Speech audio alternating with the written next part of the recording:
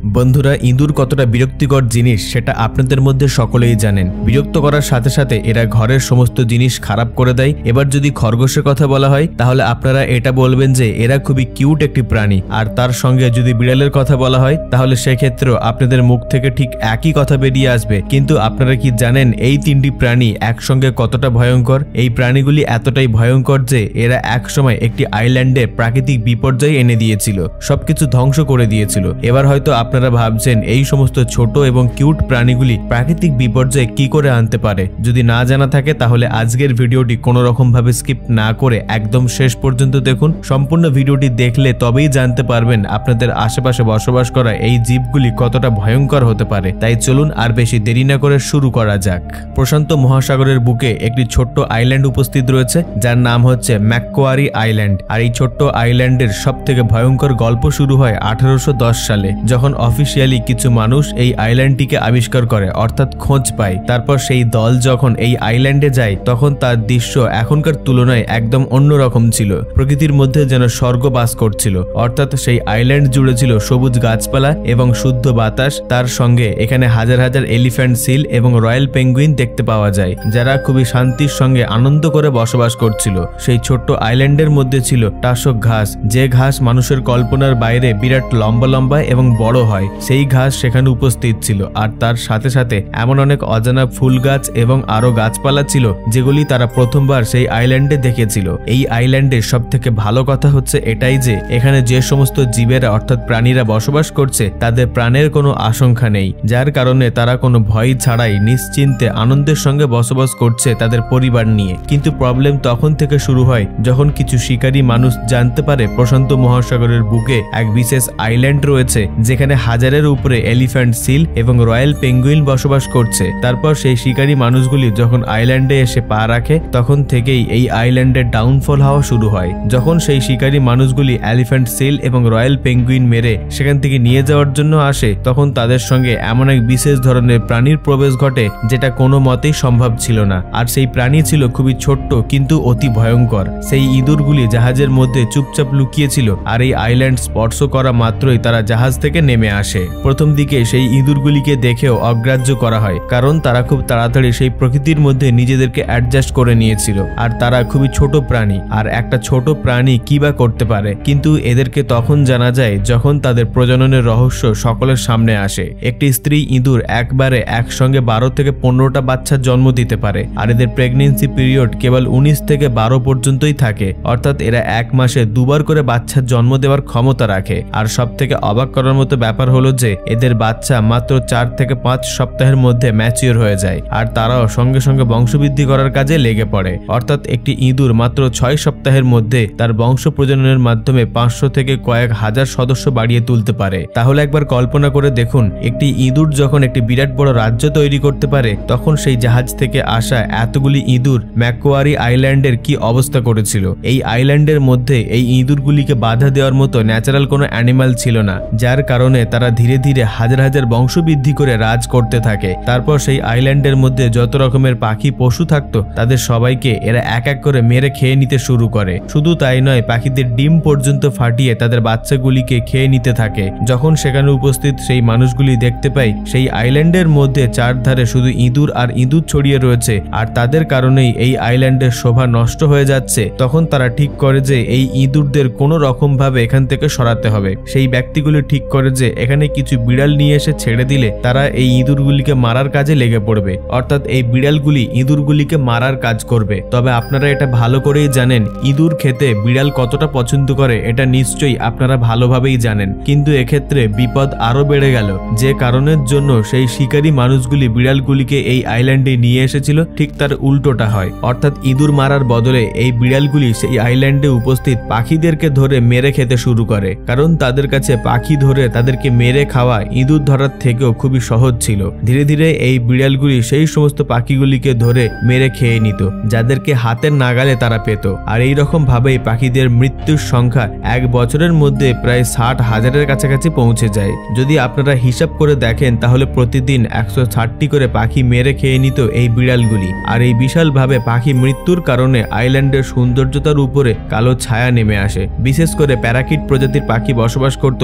এই আইল্যান্ডে, তারা পুরোপুরি বিলুপ্ত হয়ে যায় সেখান থেকে। এটা খুবই ভয়ঙ্কর এবং দুঃখজনক পরিবেশগত ট্র্যাজেডিতে পরিণত হয়। এরপর যে ঘটনাগুলি হয় সেগুলি আরো ভয়ঙ্কর।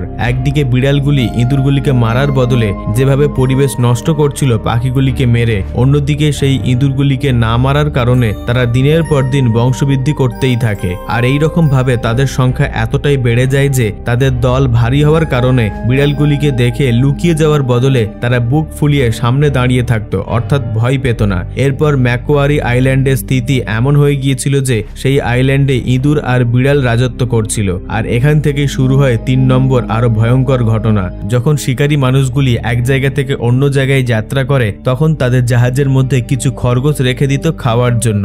বিশেষ করে তাদেরকে রেখে দেয় এই কারণে যখন তাদের কোনো অ্যাক্সিডেন্টের জন্য কোনো আইল্যান্ডের মধ্যে সার্ভাইভ করতে হতো তখন তাদের এই খরগোশ খেয়ে প্রাণ টিকিয়ে রাখতে হতো। আর এই রকম ধরনের একটি ঘটনা এই আইল্যান্ডে ঘটে। হঠাৎই একদিন একটি জাহাজের অ্যাক্সিডেন্ট হয়ে যায় এই আইল্যান্ডের কাছেই, যার পর সেই খরগোশগুলি স্থলভাগ দেখতে পেয়ে সেই আইল্যান্ডে গিয়ে পৌঁছায় আশ্রয়ের জন্য। তারপর সেই আইল্যান্ডের অবস্থা এতটাই ভয়ঙ্কর হয়ে যায় যে আপনারা বিশ্বাস করতে পারবেন না যে এই আইল্যান্ড একটা সময় যেমন সবুজে সবুজ ছিল, এই খরগোশগুলি আসার পর সেই সবুজ কোথায় যেন অদৃশ্য হয়ে যায়। সেই ক্ষুধার্ত খরগোশগুলি সমস্ত ঘাস খেয়ে নেয়, ঘাসের সবুজ অংশটুকুও রাখিনি, যার ফলে সেই আইল্যান্ড ধীরে ধীরে মরুভূমিতে যেন পরিণত হয়ে যাচ্ছিল। এবারে আপনাদের মনে প্রশ্ন উঠতে পারে যে যদি আগে থেকেই এই আইল্যান্ডে বিড়াল থাকে তাহলে তারা কেন সেই খরগোশগুলিকে মেরে ধরে খেয়ে নেয়নি? আসলে ব্যাপারটা হচ্ছে জঙ্গলের মধ্যে দেখতে পাওয়া বন্য বিড়ালগুলি খরগোশদের ধরে মেরে খেয়ে নেয়, কিন্তু এই বিড়ালগুলি ছিল মানুষের বাড়িতে পোষ মানানো বিড়াল।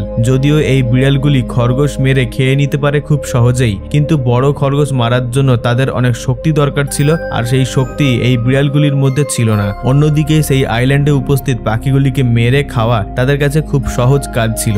এই কারণে তাদের পুরো লক্ষ্য এবং ধ্যান সেই পাখিগুলির উপরেই পড়ে থাকতো। এবারে আসল কথা হচ্ছে এই 3টি প্রাণীর কারণে এই আইল্যান্ড ধীরে ধীরে নরকে পরিণত হচ্ছিল।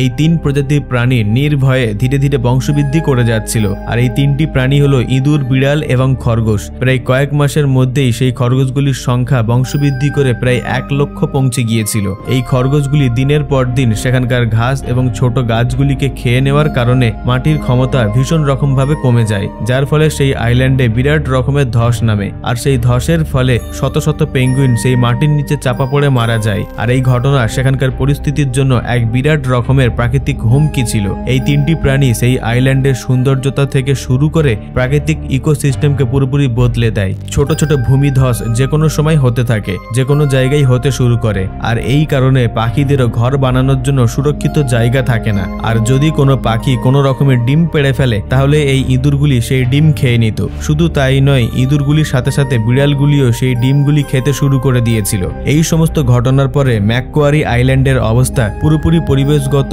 দুর্যোগ অঞ্চলে পরিণত হয়ে গিয়েছিল। এই সমস্ত ঘটনা জানা এবং বোঝার পর অস্ট্রেলিয়া এবং তাসমানিয়ার সরকার মিলে প্রথমে ঠিক করে বিড়ালগুলিকে সেই আইল্যান্ড থেকে সম্পূর্ণভাবে সরিয়ে ফেলতে হবে। আর সেই বিড়ালগুলিকে সেই আইল্যান্ড থেকে পুরোপুরি সরিয়ে দেওয়ার জন্য তারা জিপিএস এবং মোশন সেন্সর যন্ত্র ব্যবহার করে জানতে পারে এই বিড়ালগুলি সব থেকে বেশি কোন জায়গায় আছে। আর এই রকম ভাবেই তারা 2000 সালে বিড়ালগুলিকে ধরার জন্য ফাঁদ পাততে থাকে। এরপর টানা 6 বছর কঠোর পরিশ্রম করার পর 2006 সালে ঘোষণা করা হয় যে ম্যাকোয়ারি আইল্যান্ডে এবার আর একটাও বিড়াল নেই। আর তার ফলাফল তখন জানা যায় যখন দেখতে পাওয়া যায় বিড়ালগুলির ভয়ে যে পাখিগুলি আইল্যান্ড ছেড়ে চলে গিয়েছিল তারা ধীরে ধীরে আবারও সেই আইল্যান্ডে ফিরে আসতে শুরু করে আর আগের মতো থাকতে শুরু করে। কিন্তু গল্প এখানেই শেষ হয়নি। এর পরবর্তী বড় বিপজ্জনক প্রাণী ছিল খরগোশ। এই খরগোশগুলির কারণে সেই আইল্যান্ডের গাছপালা এবং ছোট ছোট ঘাসগুলি নষ্ট হয়ে গিয়েছিল। আর তারা এতটাই লাগাম ছাড়া হয়ে গিয়েছিল যে সেই আইল্যান্ডকে একেবারে আবর্জনাতে পরিণত করে দিয়েছিল। হ্যাঁ বন্ধুরা, আপনারা ঠিকই শুনেছেন, এই সমস্ত নিরীহ দেখতে সুন্দর খরগোশগুলি সেই আইল্যান্ডের প্রায় 90% সবুজ ঘাস এবং গাছপালা নষ্ট করে দিয়েছিল। এই সমস্ত কিছু দেখার পর পরিবেশ বিশেষজ্ঞরা জানায় যে এই জায়গার পরিবেশ পরিস্থিতি এতটাই বিপজ্জনক হয়ে উঠেছে যে তাকে রিকভার করতে গেলে অনেক সময় লাগবে বা একদিক থেকে বলতে গেলে প্রায় অসম্ভব। সেই কারণে আবারও একবার অস্ট্রেলিয়া এবং তাসমানিয়ার সরকার এক বিরাট অভিযান শুরু করে। এই মিশনের টোটাল খরচ ছিল $28 মিলিয়ন।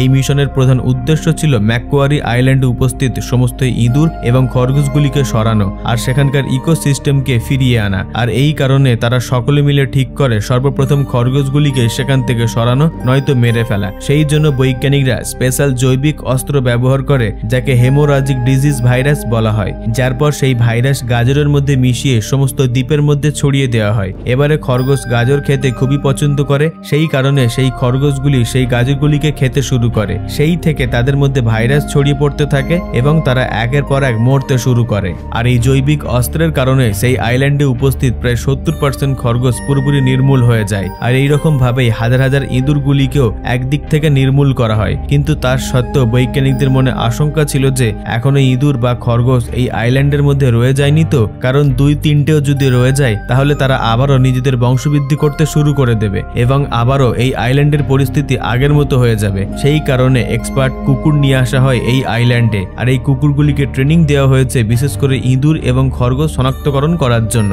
যারা গন্ধ শুঁকে ধরে ফেলতে পারে কোথায় খরগোশ এবং ইঁদুর রয়েছে। আর এই কুকুরগুলি সেটাই করে। বৈজ্ঞানিকদের দেওয়া ভাইরাসের কারণে হাজার হাজার খরগোশ এবং ইঁদুর তো মারা যায়, কিন্তু আইল্যান্ডের কোনায় কোনায় এখনো কিছু অবশিষ্ট খরগোশ এবং ইঁদুর বেঁচে ছিল, যাদেরকে এই কুকুরগুলি ঠিক খুঁজে বের করে এবং একে একে মারতে শুরু করে দেয়, যার পর এই আইল্যান্ড খরগোশ এবং ইঁদুর থেকে মুক্ত হয়ে যায়। কয়েক কোটি টাকা খরচ করার পর তাদের মিশন সফল হয়। 2014 সালে এপ্রিল মাসের 8 তারিখে অস্ট্রেলিয়া এবং তাসমানিয়ার সরকার মিলে আধিকারিক রূপে ঘোষণা করে এই দ্বীপের মধ্যে কোনো ইঁদুর, খরগোশ আর বিড়াল নেই, যার পর থেকে এই ম্যাককোয়ারি আইল্যান্ড তার পুরানো রূপে ফিরে আসে। আর এই আইল্যান্ড আগে যতটা সুন্দর ছিল ঠিক ততটাই সুন্দর হয়ে ওঠে। আর প্রত্যেকের কাছে একটা ইন্সপিরেশন হয়ে যায় এই মিশন। বন্ধুরা, এই ছিল ম্যাককোয়ারি আইল্যান্ডের গল্প। এই তথ্যপূর্ণ ভিডিওটিকে লাইক দিয়ে সকলের সঙ্গে শেয়ার করে দেবেন। আপনার কোনো মতামত থাকলে নিচে কমেন্টে জানাবেন। আর যদি কেউ নতুন দর্শক হয়ে থাকেন তাহলে সাবস্ক্রাইব করে আমাদের পাশে থাকবেন। সর্বশেষে থ্যাঙ্কস ফর ওয়াচিং।